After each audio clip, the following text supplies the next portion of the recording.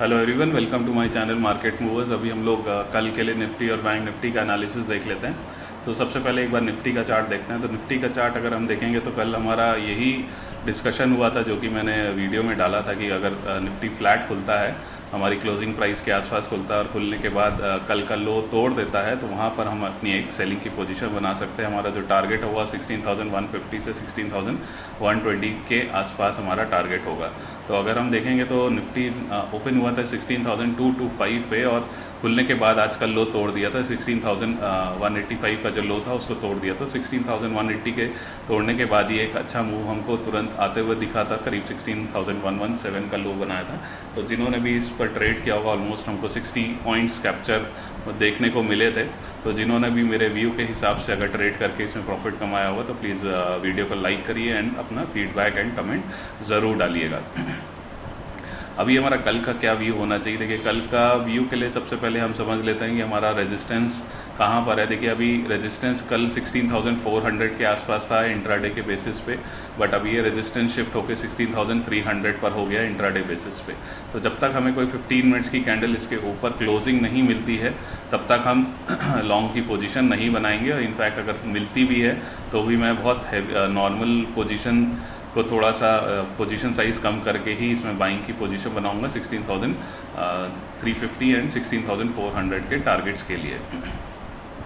सबसे best opportunity हमारे लिए यही होगी कि अगर फ्लैट खुलता है, मार्केट क्लोजिंग प्राइस के आसपास खुलता है और खुलने के बाद 16,070 को तोड़ देता है, तो हमारे टारगेट 16,000 और उसके बाद 15,980 के टारगेट्स निकल कर आते हैं। देखिए, अगर कोई गैप अप खुलता है 16,300 के आसपास, सीधे यहीं पर खुलता है और यहाँ पर कोई हमें सेलिंग की कैंडल मिलती है 5 मिनट्स पे, तो उसका लो तोड़ने पर भी हम अपनी एक सेल की पोजीशन बना सकते हैं। आज की जो क्लोजिंग प्राइस है वो हमारा पहला टारगेट होना चाहिए 16,125, उसके बाद दूसरा टारगेट 16,080 एंड देन 16,000 का टारगेट हम एक्सपेक्ट कर सकते हैं।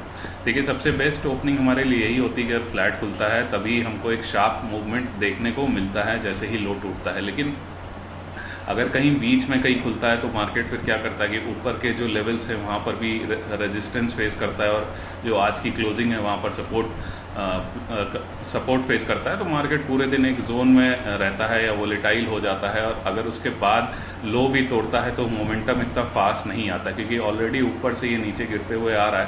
तो उसके बाद फिर ये ब्रेक करेगा तो इतना मोमेंटम शार्प नहीं होता है। सो इसीलिए सबसे बेस्ट अपॉर्चुनिटी हमारे लिए ही होगी क्लोजिंग प्राइस के आसपास खुलता है और उसके बाद अगर लो तोड़ता है तो वहाँ पे एक अच्छा मूव हमको तुरंत कैप्चर करने को मिल सकता है। अब मान लीजिए गैप डाउन खुल जाता है 16,000 के आसपास या 15,980 के आसपास, तो वहाँ पर हम थोड़ा सा प्राइस एक्शन देखकर ही नेक्स्ट ट्रेड लेंगे, क्योंकि ऑलरेडी मार्केट गैप डाउन खुल जाएगा। तो बेस्ट सिनेरियो ये होगा, मान लीजिए अगर 16,000 पे खुलता है तो 16,000 खुलने के बाद ये वापस अगर ऊपर जाता है, ऊपर जाने के बाद ये नीचे तोड़ता है या टॉप में यहाँ पे कोई बेरिश प्राइस एक्शन बनाता है, तो वहाँ पर हम फिर से एक सेल की पोजीशन तब बना सकते हैं।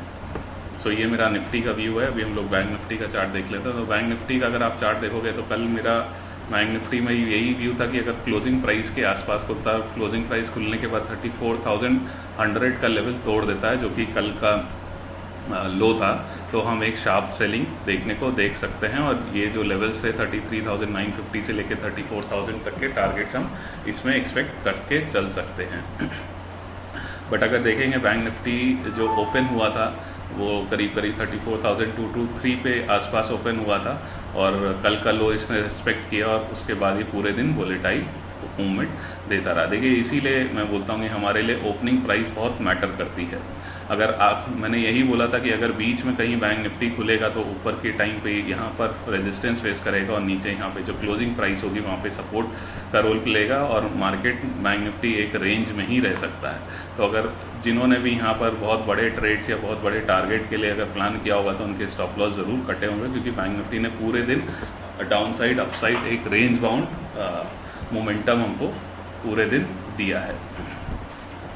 सो अभी हमारा कल का क्या व्यू होना चाहिए? देखिए, कल का व्यू भी यही होगा कि अगर देखिए जैसे 16,300 का जो जोन है बैंक निफ्टी का, वैसे ही हमारा बैंक निफ्टी का जो रेजिस्टेंस है वो 34,500 से लेके 600 अभी ये इम्पॉर्टेंट सब रेजिस्टेंस हो गया। तो इसके ऊपर अगर हमें कोई 15 मिनट्स की कैंडल नहीं क्लोजिंग मिलती है तब तक मैं लॉन्ग की पोजीशन नहीं बनाऊंगा। इनफैक्ट अगर 15 मिनट की कैंडल इसके ऊपर क्लोज भी हो जाती है तब भी मैं बहुत एग्रेसिवली बाइंग नहीं करूंगा, अपना पोजीशन साइज को कम करके ही अपनी बाइंग की पोजीशन बनाऊंगा 34,800 के लिए।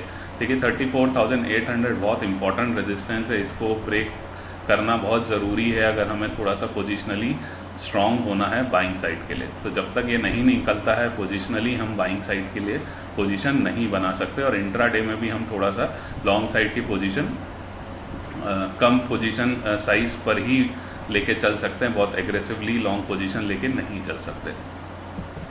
तो हमारे लिए बेस्ट ट्रेडिंग अपॉर्चुनिटी क्या होगी? अगर मार्केट फ्लैट खुलता है या क्लोजिंग के आसपास खुलता है, 34,290 के आसपास खुलता है और खुलने के बाद आज का जो लो है 34,180 को तोड़ देता है, तो आप इसमें अपनी एक सेलिंग की पोजीशन बना सकते हैं। इसमें हमारा टारगेट वही निकल कर आएगा 34,000, उसके बाद 33,950 और उसके बाद जो नेक्स्ट टारगेट्स आएंगे वो 33,650 के आसपास के टारगेट आप एक्सपेक्ट कर सके चल सकते हैं।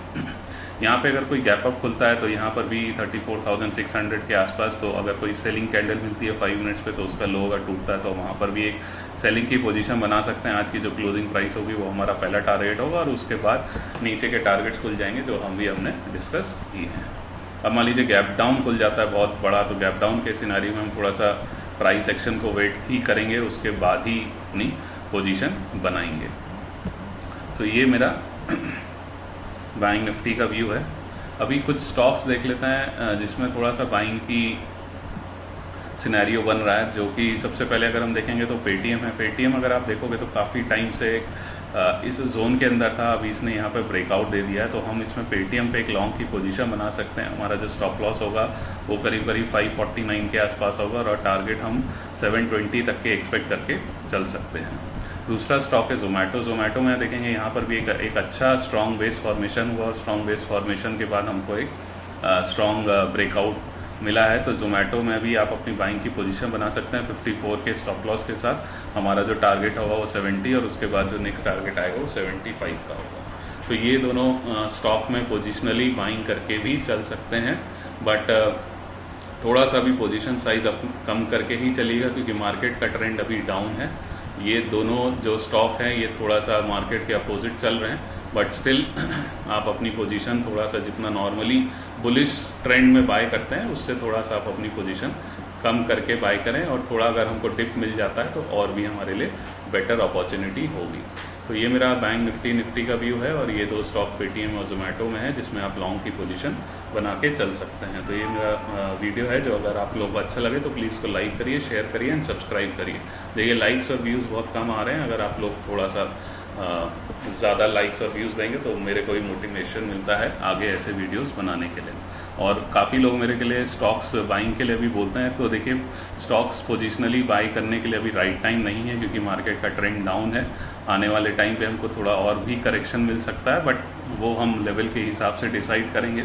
सो जब तक ट्रेंड रिवर्स नहीं होता है तब तक 16,400 और 34,800 के निफ्टी और बैंक निफ्टी क्लोजिंग नहीं देता है, हम थोड़ा सा भी पोजिशनली बाइंग अवॉइड ही करेंगे। तो एक बार अगर हमें कंफर्मेशन मिल जाता है तो फिर मैं आप लोगों के लिए पोजिशनली स्टॉक्स की भी वीडियो बनाऊंगा बाय करने के लिए। Thank you so much.